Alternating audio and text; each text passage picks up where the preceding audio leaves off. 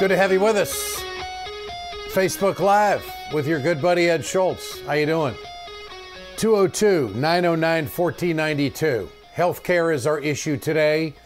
And let's just cut right to the chase. While this town of Washington is fixated on emails and scandals and who knows what and who's got to testify and everything else, oh, by the way, your healthcare is not going to get any better under the Republican plan.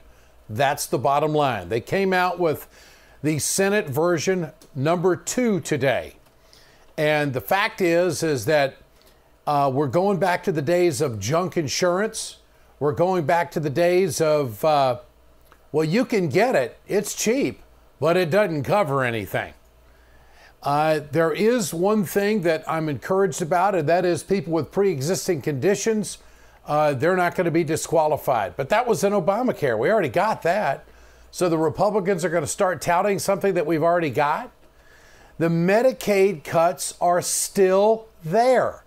So I don't know how more people are going to be covered under the Republican plan, because millions of people under this plan are still going to lose some kind of insurance to protect their lives. For more on this, John Nichols, Washington correspondent of The Nation. John, good to have you back with us. It's great to be with you. What do you think? What do you know? It's just been out a few hours, but I know you've digested some of it. What do you think? Well, look, it's essentially what we've had up to this point. You're right that there's tinkering around the edges, and Mitch McConnell is a desperate man. That needs to be understood. He has a Republican caucus that includes a number of members who simply say they can't go along with this. Now, it's an interesting bind for him, but several of the members who say they don't want to go along with this are libertarian right-wingers, people like Rand Paul, who really don't want the government involved in health care at all. So that's a challenge on one side. But his bigger challenge is with people like Susan Collins out of Maine, a state with a lot of people on Medicare and Medicaid, a state that really does need and rely on some structure to make its health care work. When she's looked at this new one, as she has on the previous ones, she's just found a lot of problems in it. Yeah. And she's not alone. And the core of it, Ed, I would argue, is twofold. Number one, what you're talking about with the whole issue of Medicare and Medicaid, the interplay between them. Remember, these cuts affect a lot of different people in different circumstances, but they're devastating over time. Because when you're talking about cuts, I mean, this is an area that, frankly, more money should be going into, not less. And then a second fold thing. If you look at the reactions from farm groups and rural groups, which matter a lot to Republican members of the Senate in many cases, they're just saying again and again, this stuff is devastating for rural America, for farmers who are in tough and often dangerous work, for their families who are in rural areas where there aren't other avenues to get health care. This bill does not do a good job for the people who elected not just a lot of Republican members of the Senate, but also, in many cases, you could argue, elected Donald Trump. The big enchilada in the last health care proposal and in this one, clearly, is the Medicare-Medicaid cuts. Yeah. And I think a lot of people were thinking, well, the Republicans are going to get a lot of smoke for this. This is going to be politically unworkable for them. They're going to go back to the drawing board and come back that's going to at least pacify that portion of the previous mistake. That didn't happen. They are really rolling political dice because, John, you were around it quite a bit, and so was I, when they passed Obamacare.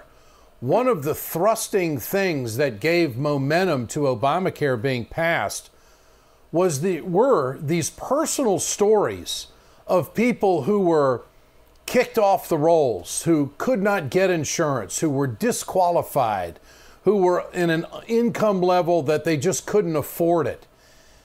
Remember, it was unaffordable back then. It costs more now, but this government assistance is going to be gone now. And that's the key. This is seriously accomplishing what the Republicans want to do. And that is, as you say, get government out of health care, throw it to the insurance industry, let the free market take over, and oh, by the way, we got a deal for you. You can buy some really crappy insurance. You're not going to get covered much, but you're going to be able to tell everybody, yeah, I got health insurance. I mean, how stupid are we? I mean, this is what this bill is. You see it differently? No, I think that's exactly the problem. And look, here's the real conundrum.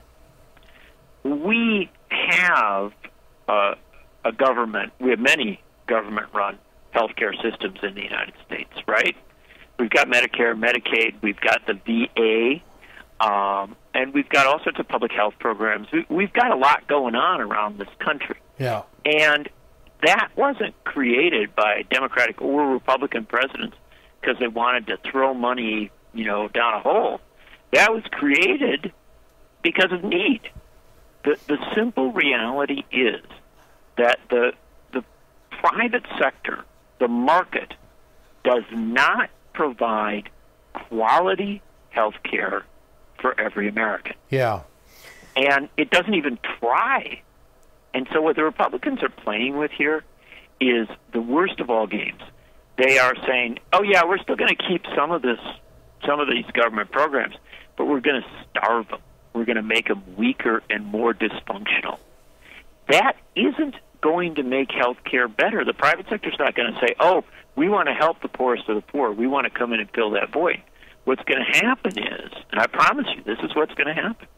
You're going to end up with more people who are sicker in worse circumstances. That's going to put dramatically more pressure on the states. It's going to put more pressure on hospitals across this country. It creates a mess, and it doesn't have to be a mess. You could do this so much better, and they're not choosing to. In fact, frankly, I would go so far as to say that Mitch McConnell and Paul Ryan have not taken this process seriously. No, they haven't. They haven't taken it seriously at all. John Nichols, if I may end on this perfect irony, I heard this today. I have not checked it out, but one operative told me here in Washington that if states want to keep the Obamacare set up and exchange, they're going to be allowed to do it. And I thought, I says, I don't know if that's true or not. I got to check that out. But I mean, isn't that just unbelievably ironic? That they were saying that was the big lie. If you like your doctor, you could keep it. And now the Republicans are coming back, at least the rumor is, saying that if you like Obamacare, you can keep it in the state. It's just amazing. I'm qualifying what I'm saying here, but that caught my. And I respect you for doing that. But let's go to the core issue here, the simplest of all issues. When President Obama said, "If you like your doctor, you can keep your doctor," he was probably, I think it's fair to say he was promising a little more than what was there. But he was trying to argue that they're going to try and have as much continuity as they can. Sure. The reality is that private or public health care doesn't offer that absolute guarantee. No. And I think that the Republicans, who were so busy attacking President Obama on that, fell into a fantasy that made them think somehow, there was some other system where it was going to work better. There isn't. Yeah. They're wrong. What they're doing is, as Jim Wallace, a religious leader, says, immoral. John Nichols, enjoy your summer, my friend. Good to visit again with you. Thank you so much. Always a pleasure, Ed. All right. Good friend and fabulous reporter, John Nichols, Washington correspondent of The Nation. I'm Ed Schultz. This is Ed Schultz, Facebook Live, 202-909-1492. You had a question? I do have a question. I mean, if this fails, Ed, okay, we've got Susan Collins, we've got Rand Paul against it. All Mitch McConnell can afford is one more loss. Yeah, that's right. One more loss. What situation does this put them in? I mean, are we looking at... Do you think they'll go just full repeal and say, screw it? Here's what's happening. With all of the email scandals that are going on and the Russian investigations and everything else, as the drip, drip, drip continues, it makes President Trump politically weak, should I say. He's not as politically as strong.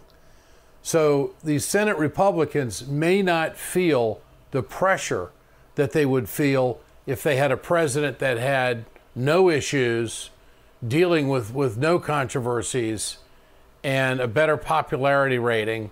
So in red territory, he's going to do really well. But in red territory, they need health care. And this package isn't being offered up as something better than what's on the table right now.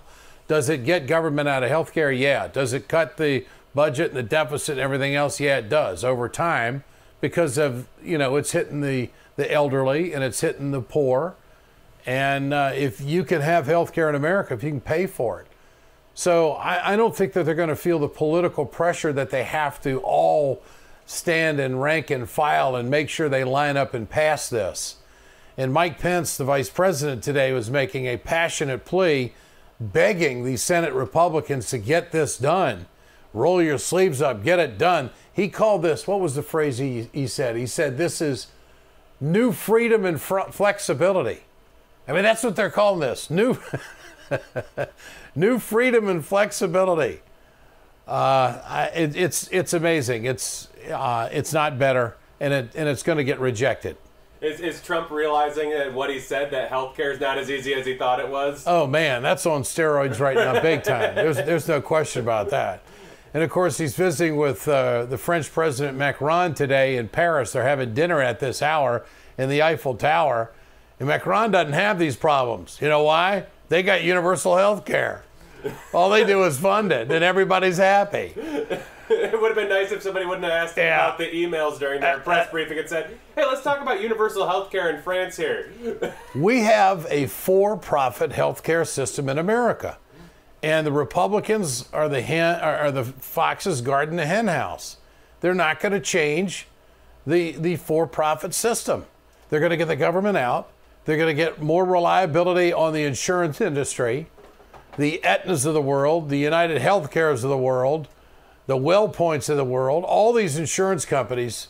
You know what they're going to do? Their stocks are going to go through the roof because, number one, they're going to be cutting expenses. Number two, their profits are going to go up, and that's what they're all about. We got a call? No calls, not yet. I'm sorry. I don't want to talk to anybody anyway. I mean, if we're putting but it's 202-909-1492. If we're putting on your speculative hat here, how do you think this is going to play out? I mean, what is the, Well, I think it's going to be a political failure for the Republicans, and I think that the Democrats should start focusing the country on just the integral steps that Obamacare made, and now it's time to fix and massage and enhance the bill that we have and the laws that we have right now. Abraham Lincoln once said, if you got a bad law, get rid of it.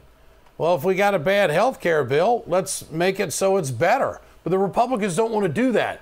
They want to get rid of Obamacare. They want to get rid of the original bill. They don't want the Democrats or Obama to have anything to do with any legacy at all about accomplishing something and moving the dime forward for people when it comes to health care coverage in America. They want to erase that. They want to generationally erase it. You're on Facebook Live with Ed Schultz. Thanks for calling. Hello. Go ahead. Hello? Yes, sir. Go ahead. Go ahead, sir. Do you want to talk or not? You're on. Okay. That's fine. Well, we can edit that out. I mean, is the only way that Democrats are going to get involved in this is if it's like you say, fixing the current legislation to make it better. That's what. Well, the Democrats, okay. I'm in the news business, and I don't know what the Democrats how they're going to fix higher rates. Right. What are they going to do? What's their solution?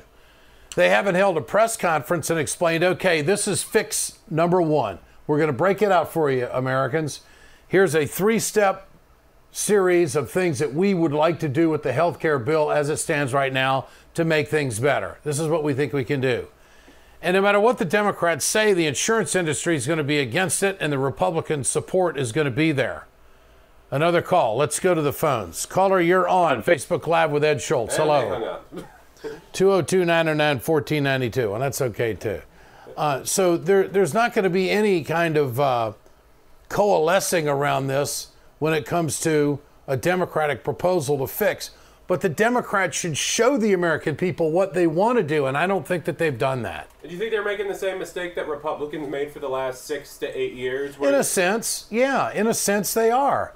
In a sense, they're going after Trump on everything, which, you know, that's just the way the system works. But they're not explaining what they would do, and that, of course, is what the Republicans did for so long, and the Republicans are now coming up with, basically, this is written on the shithouse walls. I mean, and then really it is. I don't know what other terminology I could use. It's like it's being written quickly on toilet paper. You know, you get rid of it fast. I mean, they're not putting any, doesn't seem to be any real thought process involved here. And I'm not convinced that these 13 senators that have been working on health care are burning the midnight oil to get it done. I think they're getting memos from lobbyists, and they're putting it up on the board, and they're saying this is where this fits, and this is another legal aspect here, and this is what this insurance company wants, and this is what we got from their lobbyists over here, and let's see how this all fits in. That's how this bill's being put together. And then some 26-year-old snot-nosed kid, legislative assistant, is throwing this thing together in the senator's office. Then it gets copied to everybody, and hey, here's our bill. I mean, that's how they're doing this. I mean, politically, could this hurt Mitch McConnell in the way of leadership? I mean, because we're looking at a situation where he's hammered on this law. He didn't notice his comment. He didn't say it in Washington in front of the cameras. He went home to Kentucky and said, we may have to work with the Democrats. That's what he did. He tested it at home to see how that was going to play, because he has to cover his own fanny first in his own backyard, kind of softening the blow at home where his votes count. On the national stage, he didn't do that. And the reason why he didn't do it is because all the insurance lobbyists and industry people here in Washington would have been all over him like crazy, and it would have been a complete failure. All right, we'll try this again. Caller, you're on Facebook Live. Hello. Go ahead.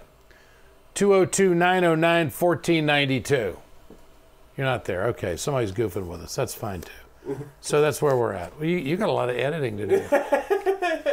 I mean, I think that's all I got on healthcare. What else is going on in the world today? That's all I got. I mean, what did you make of Trump in France? I mean, we talked about it, you know.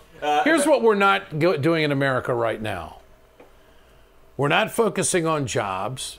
We're not focusing on the automobile industry and keeping plants here. We're not focusing on the steel industry and plastics and electronics. There's no carrier talk here, okay? There's no carrier talk. There's no wage earner talk. There's no minimum wage talk. It's like the town is completely paralyzed, and the mainstream media is completely fixated on getting rid of this president. That's where we're at. Now, let me offer this to you. I'm in the office. For 5 hours, I'm watching all of the cables. We just lost a KC-130 aircraft with 16 servicemen in Mississippi, and there were countless hours of coverage on the cables on the afternoon that it happened. The day after, no mention at all. It's all email bullshit. It's all email scandal. It's all Donnie Jr. I mean, that's where we're at. All right, 202-909-1492. Hello, you're on Facebook Live. Go ahead. Go ahead. Hey, Ed. Thanks for taking my call. Assuming that the Republicans get their health care bill passed and the president signs off on it, what are the likely odds that the Senate and maybe the House flip in 2018? Well, you got serious gerrymandering that's taking place in the House. It's going to be a long time before the Democrats are going to be able to overcome the social engineering that's taken place by the Republicans in the gerrymandering. That's going to take years of work. In the Senate, you know, there's more of a chance there. But Trump is still going to be the president, or Pence is going to be the president.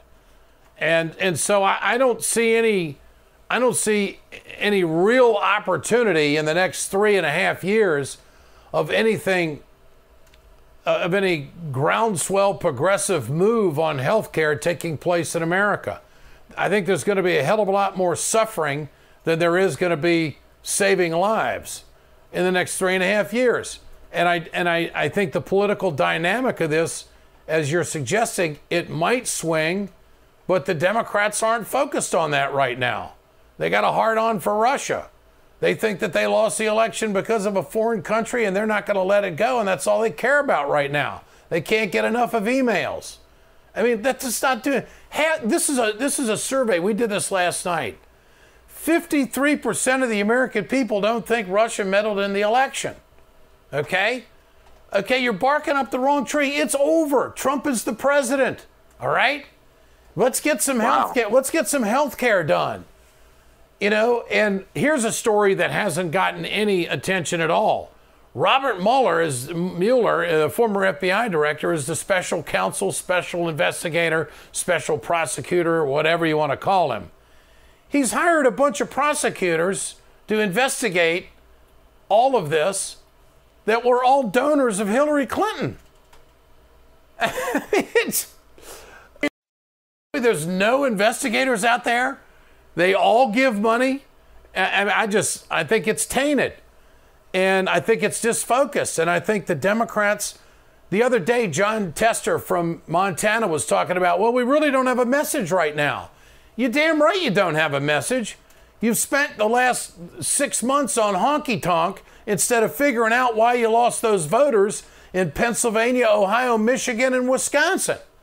In the meantime, we're getting shafted. American workers are getting shafted. Unions are getting pummeled. We got trade cases that aren't being addressed. I mean, the mainstream media has completely hoodwinked the United States Senate.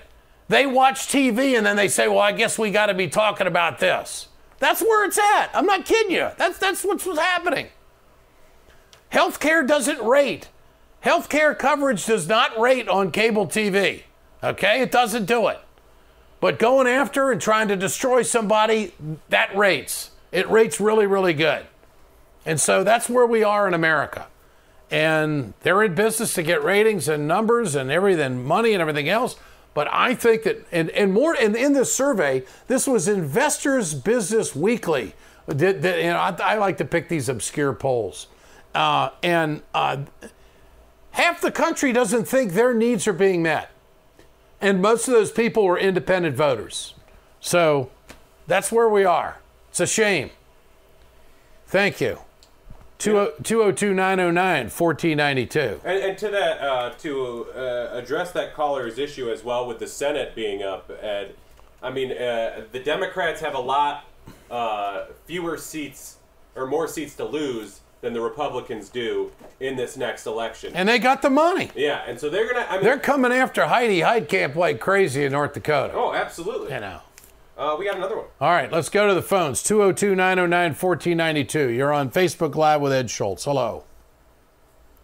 Hi, this is Joey Leach. I'm a longtime union member. I'm a delegate for the Industrial Workers of the World, becoming a shop steward for a local security guard union. I just want to talk about collective bargaining rights and rights of workers. It's been under attack for too long, and it's come to a real head. We have right to work rearing its ugly head all over this country, including the Midwest states. States that are traditionally union strongholds. We're getting hit by Donald Trump Supreme Court nominee and his National Labor Relations Board appointees just going to hammer us real bad. You could look at national right to work could become a possibility under this administration. We're fighting tooth and nail on the ground, but we need more support from the people. We need more people to get involved with their local labor activists, local labor organizations, even if it's not a traditional union. Worker centers, the Fight for 15 movement, if everybody could get out there and just support them, send them emails, send them donations. If you have labor issues yourself, if you're facing misclassification as an independent contractor, or if you're facing wage theft, issues like that, don't be afraid to contact your local union or your local chapter of the Industrial Workers of the World. Your local branch with them would be the best. Where are you calling from? Is it Joe? Joe, your name? Is that what it is? I'm sorry, I'd say it again. Where are you calling from, and what's your name again? I'm calling from Central Florida. This is Joseph Leach. Okay, Joe. You got labor issues in Central Florida, and he was talking about folks' right to work. This is this has really been one of the big priorities for the conservative right, to make sure that they get right-to-work legislation passed in every state. I believe, Joe, they've got it passed in 26 states, don't they? I want to say it's up to, unfortunately, 28 now. Okay. I believe it with Missouri and Wisconsin going 28. Also, there's a big battle in West Virginia over right to work. I believe that state has unfortunately gone right to work as well, but there's still a chance that a lower court could find that right to work is unconstitutional, which it allows guys to freeload off of union, off of the benefits in the collective bargaining agreement that's been negotiated by union members. Yeah. It also forces the union at the work site to represent the scabs, to represent the non-union workers. People don't really know a lot about right to work. It's very misleading. It allows workers to freeload. It puts a great burden on the unions that are dealing with 40-hour work week, artist work rights, everything. It's great to talk to you, Mr. Schultz. I've listened to you for years. I appreciate you on MSN. I appreciate. I'm sorry, say it again. I appreciate that, Joe. Thank you very much. You know, and that's a very profound point you're making, that a lot of workers don't understand how the union negotiating and the union bargaining really sets the bar for all of the workers, and they, of course, have to represent those who aren't even union, and so. It's a battle. You're breaking up. Yeah, this is okay, Joe. Thank you. I appreciate your call. This is a battle that is gone on for the middle class for a long time, and it won't stop anytime soon. All right, I just had to talk about something different today than Donald Jr. going to testify in front of a committee that it isn't going to do shit. Okay, it's going to be a bunch of senators. I want to thank you for being here today. And when did your daddy know that you had this meeting? And who cares? Did you tell your daddy about that meeting? I mean, then we got to hear all these speeches from these senators, and nothing's going to come of it. And I swear, I think that they love just to get their mug on cable TV and pontificate for as long as they can. That's what's happening. That's all I got for you today. That's all we did this for 30 minutes. I know. Have a good one.